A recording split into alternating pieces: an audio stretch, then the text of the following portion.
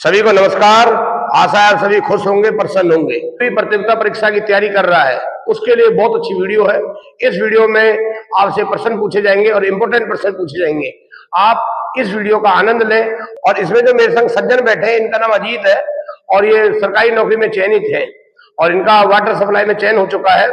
तो मैं आशा कर सकता हूं आप इनकी इस वीडियो का आनंद लेंगे। आप अपना ज्ञान भी बढ़ाओगे और बहुत ही अच्छे ढंग से अच्छे क्वेश्चनों को करोगे जो आपको कंपटीशन एग्जाम में सफलता दिलाएंगे।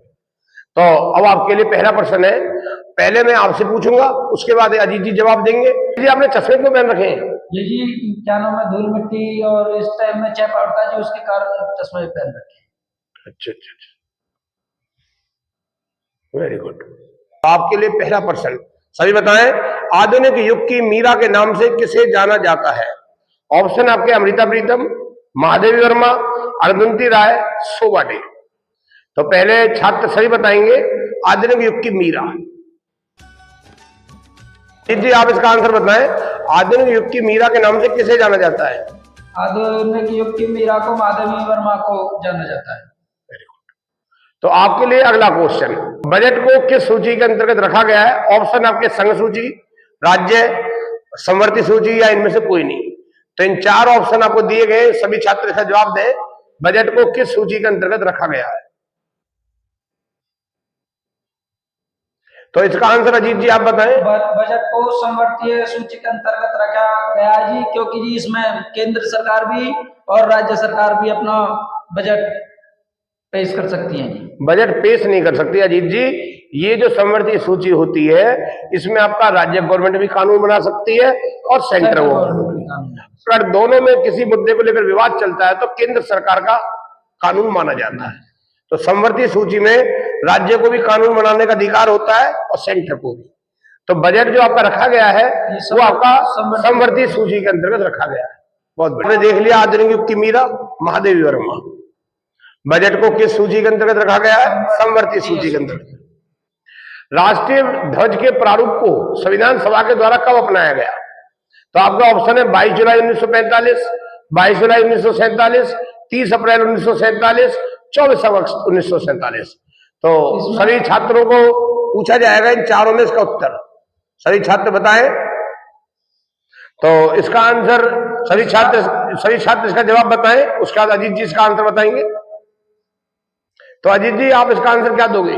जी इसका 22 जुलाई 1945 तो है नहीं सकता जी, इसमें 22 जुलाई 1947 इसका आंसर। हाँ जी। आप क्या कहना चाहते हैं जिसके बारे में?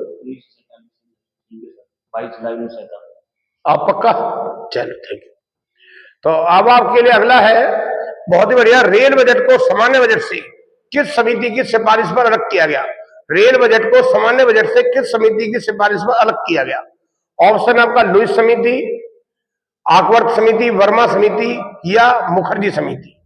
तो सभी बच्चों के लिए क्वेश्चन है, सभी छात्रों के लिए, रेल बजट को सामान्य बजट से किस समिति की सिफारिश पर अलग किया गया? बताओ, लुईस समिति, आकवर्थ समिति, वर्मा समिति, मुखर्जी समिति। तो अजीत जी आपके लिए क्वेश्चन है, रेल बजट को सामान्य बजट से किस समिति की सिफारिश पर अलग किया गया? बताओ।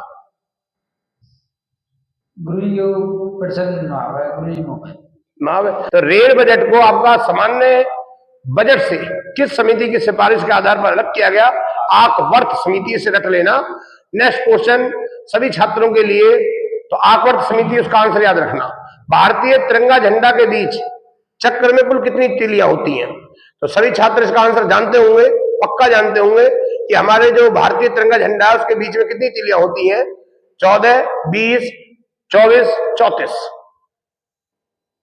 तो अजीत जी आप इसका आंसर दो। ये तो ये याद प्रश्न है, जैसे समय पता हो जी, जैसे भारतीय झंडे में 24 तीलियां होती है जी, ये प्रश्न तो जी समय पता हो जी। जैसे तो आपके लिए, सभी छात्रों के लिए 24 तीलियां होती है, याद रखना। स्वतंत्र भारत का पहला बजट किसने पेश किया था? स्वतंत्र भारत का पहला बजट किसने पेश किया था? आर के षणमुखम शेट्टी, डॉक्टर DR प्रधान, जॉन मथाई या बी के श्रीवास्तव।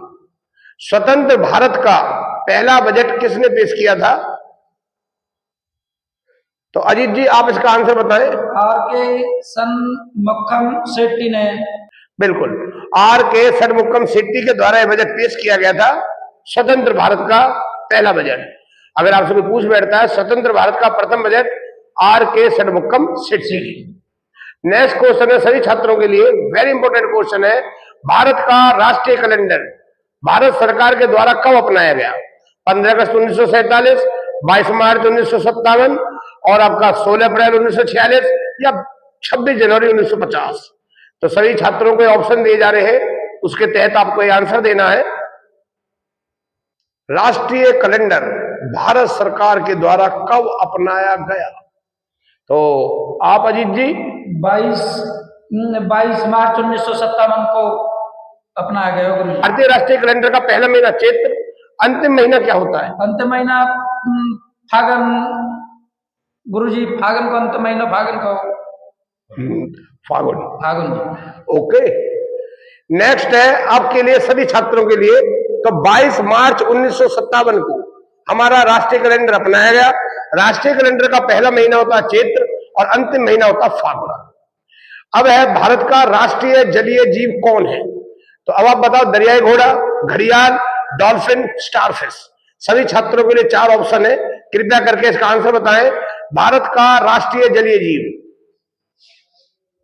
हाँ, तो अजीत जी आप इसका आंसर बताएं। भाई इसमें क्या नाम है जी? मछली है जी। इसमें क्या नाम है ऑप्शन में? जलीय जीव तो जी मछली रहे जी, वैसे मछली ऑप्शन में जी। तो जी इसमें क्या नाम है जी? डॉल्फिन मछली इसमें हुआ जी, जो आदमी की क्या नाम है जी दोस्त रहती है जी, और जैसे मतलब आदमी कोई उसे खिलाते भी है जी, जैसे कोई चीज जैसे खिलानी है तो जो उसे बुला के उसे खिला भी सकते हैं जी पानी के अंदर जी। अच्छा, डॉल्फिन जी उसकी दोस्त होती है जी आदमी की। अच्छा, अगला है आप सभी के लिए डॉल्फिन इसका आंसर है। भारत का राष्ट्रीय जलीय जीव डॉल्फिन। वैट को सबसे पहले किस राज्य ने अपनाया? वैट को सबसे पहले किस राज्य ने अपनाया? ऑप्शन है बिहार, यूपी, MP, हरियाणा। तो सभी छात्र इसका आंसर देंगे।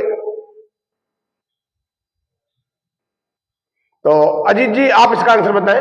वेट सबसे पहले हरियाणा में अपनाया गया गुरु जी, सबसे पहले हरियाणा में। वेट को सबसे पहले हरियाणा में अपनाया गया। पहला हिंदी सम्मेलन 1975 में हुआ था, ये कहां पर हुआ था? पहला हिंदी सम्मेलन 1975 में कहां पर हुआ था? सभी छात्रों के लिए ऑप्शन है दिल्ली, कलकत्ता, मुंबई, नागपुर।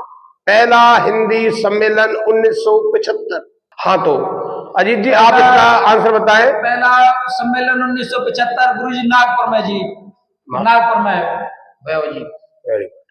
सैन वैट का संबंध किससे है? सैन वैट का संबंध किससे है? ऑप्शन है सीमा शुल्क, आयकर, निगम कर, उत्पाद शुल्क। सभी इसका जवाब दें। सैन वैट का संबंध किससे है? सीमा शुल्क, आयकर, निगम कर, उत्पाद शुल्क। तो अजीत जी आप इसका आंसर बताओ। गुरु जी इसको निगम कर है जी। ये अब गलत हो, इसमें इसका आंसर आपका उत्पाद शुल्क। विश्व की सबसे प्राचीनतम लिखित भाषा किसको माना जाता है? विश्व की सबसे प्राचीनतम लिखित भाषा किसको माना जाता है? ऑप्शन है आपका हिंदी, रोमन, ग्रीक, सुमेरियन। विश्व की सबसे प्राचीनतम लिखित भाषा किसको माना जाता है? सभी छात्र इसका जवाब दें। तो अजीत जी आप इसका आंसर बताएं। इसकी सुमेरियन है गुरु जी।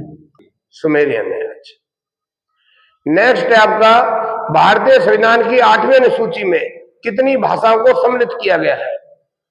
भारतीय संविधान की 8वीं अनुसूची में कितनी भाषाओं को शामिल किया गया है? ऑप्शन है आपका 8, 12, 14, 22। सभी छात्र इसका जवाब दें। तो आप बताओ जीत जी। ये 8वीं उसके अंदर जी क्या नाम है 22 भाषाएं सम्मिलित है जी। सत्यमेव जयते कहां से लिया गया है? रामायण से, महाभारत से, मुंडकोपनिषद या इनमें से कोई नहीं? तो आपको आंसर देना है। सभी छात्रों को, सभी जानते हैं सत्यमेव जयते, ये कहां से लिया गया है? अजीत जी इसका आंसर बताओ। मुंडकोपनिषद से। मुंडकोपनिषद से ये सत्यमेव जयते